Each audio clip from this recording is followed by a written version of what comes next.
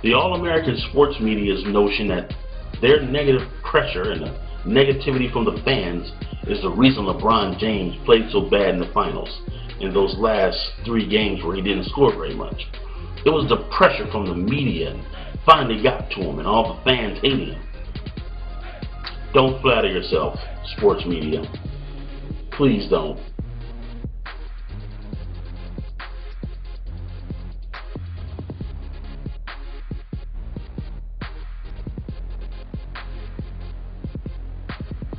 In my opinion, the sports media is pretty much a non-factor in LeBron James' life.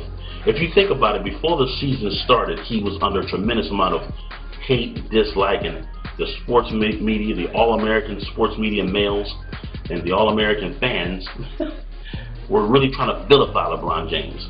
They had a whole little vilify LeBron James, LeBron is a villain campaign, which didn't stick and didn't work because he's actually a cool, great guy. And many of the sports reporters at ESPN that aren't All-American used to tell the other reporters, actually, he's not a villain, he's a very cool, regular guy. So you can't vilify someone that's not a bad person, especially when they've done nothing wrong but left a team, broadcasted their decision. The money that they generated through broadcasting their decision went to charity. And then Miami had a pep rally to celebrate the conjoining of LeBron James, Bosh, and Wade, like Miami normally does. And because these things went on, that's the reason you should hate LeBron? Pure nonsense and bullshit.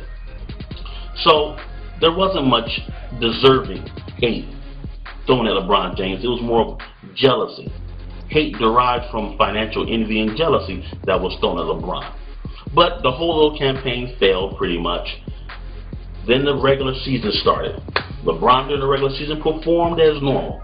Think what, 23 points a game, had some 30-point games.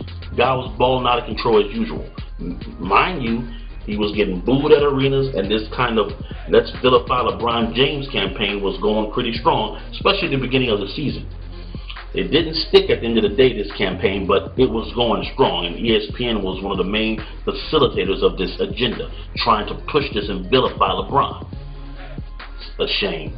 Anyway, so then about the middle of the season, the hate kind of died down. The vilify LeBron James campaign was a flop.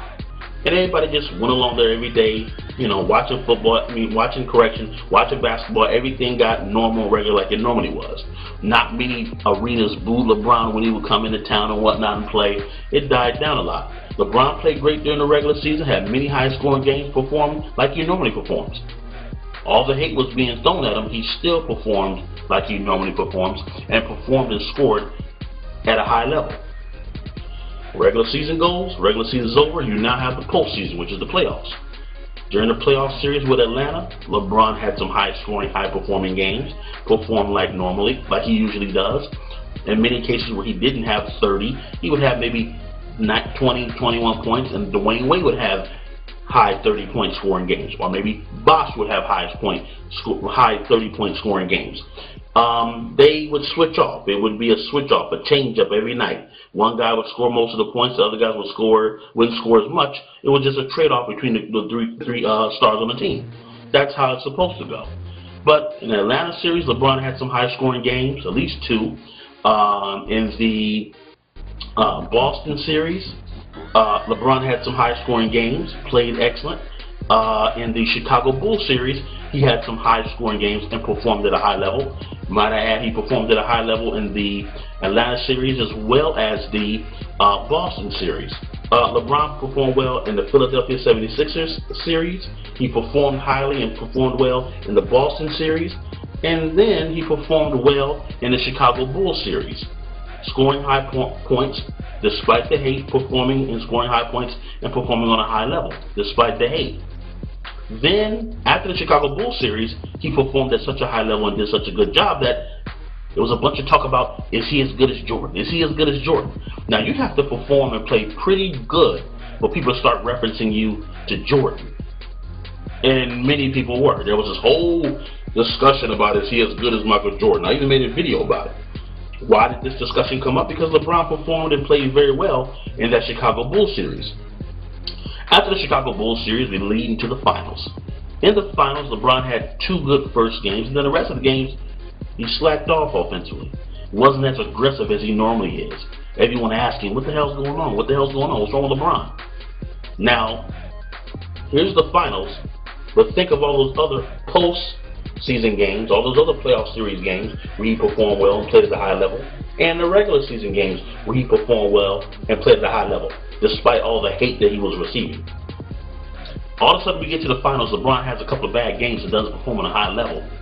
And the media negativity and the hate from the fans finally got to him, or as the All-American sports media Dick Vitale said, it broke him? Really? I personally believe that the All-American sports media and the negativity from the fans is a non-factor in LeBron James' mind. I just don't believe that that is the reason he had those bad games in the finals. It doesn't make any logical sense.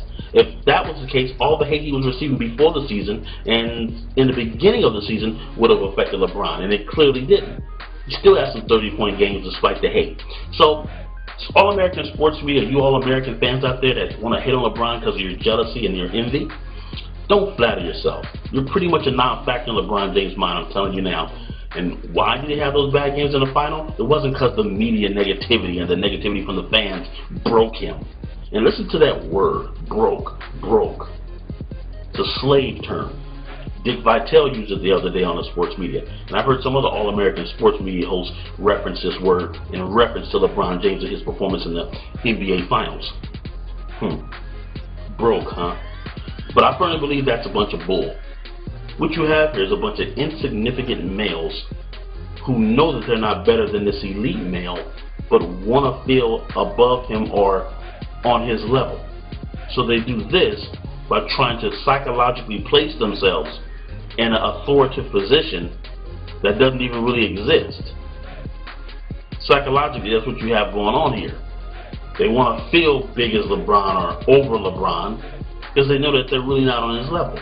Instead of them just being humble, realistic people and just living and enjoying their lives and loving themselves for who they are, they're too ignorant to do that. So they want to hate on someone who has a better life than them. Fools. And their negativity didn't affect LeBron James at all. I don't know why he had such average, mediocre games. I don't know. But I have my theories. But I damn sure know it wasn't because of the negativity from the media of trying to vilify LeBron with their weak campaign that flopped. And I know it wasn't because of the negativity from the fans. I firmly believe, as LeBron said, I don't focus on what people on the outside say about me. You can't. That crap would drive you crazy. LeBron James played bad in the finals because the negativity from the media and the negativity and hate from the fans finally got to him and broke him. I say bullshit to that. Keep your head up, LeBron. Thanks for watching.